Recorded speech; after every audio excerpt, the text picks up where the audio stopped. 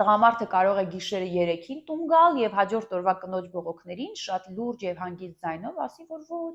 ես ժամը 3-ին տուն չեմ եկել, ես ժամը 8-ին եմ տուն եկել, մենք միասին ճաշել ենք, որից հետո ֆիլմ ենք դիտել ու պառկել ենք քնելու, դու սխալ ես հիշում, քեզ թվացել է։ Կամ օրինակ ամուսինը կարող է կնոջ կասկածներին, նկատած ինչ-որ տարբեր երևույթներին վերաբերվել հեգնանքով, մեղադրանքով, որ դու խանդում ես, քեզ թվում է, քո աչքին է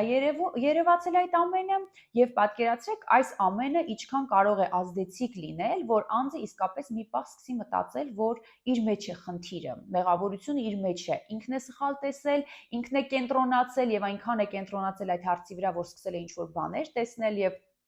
սովորաբար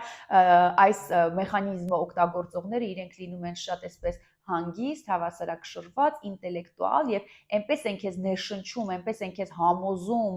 այն հույզերը, այն վարքի ձևերը, որոնք դու չես արել, քեզ բնորոշ չեն, այդ պահին դու դա չես զգում, որ իսկապես դու ես սկսում հավատալ։ Այսինքն հոգեբանական գործընթացում աշխատանքում սա շատ տարածված երևույթ է, երբ որ անձը իրեն զգում է որոշակի ձևով, բայց չի կարողանում նկարագրել, թե ինչից է այս ամենը, որովհետև այս ամենի հիմքում կարող է լինել ինչ-որ հայացք, երբ որ դու բան ես պատմում եւ մարդը կարող է քեզ այսպես նայել, որ կամ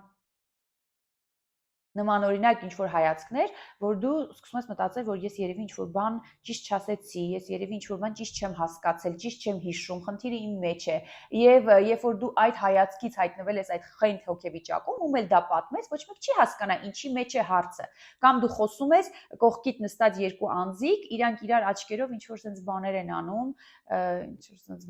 անում, եւ անձը չի կարողանում կառչել այդ իր զգացածից, այդ իր նկատածից, որովհետև ում էլ դա պատմի կթվա անհեթեթություն։ Եվ այո, այստեղ միայն մասնագետի աչքը, մասնագետի ականջը կարող է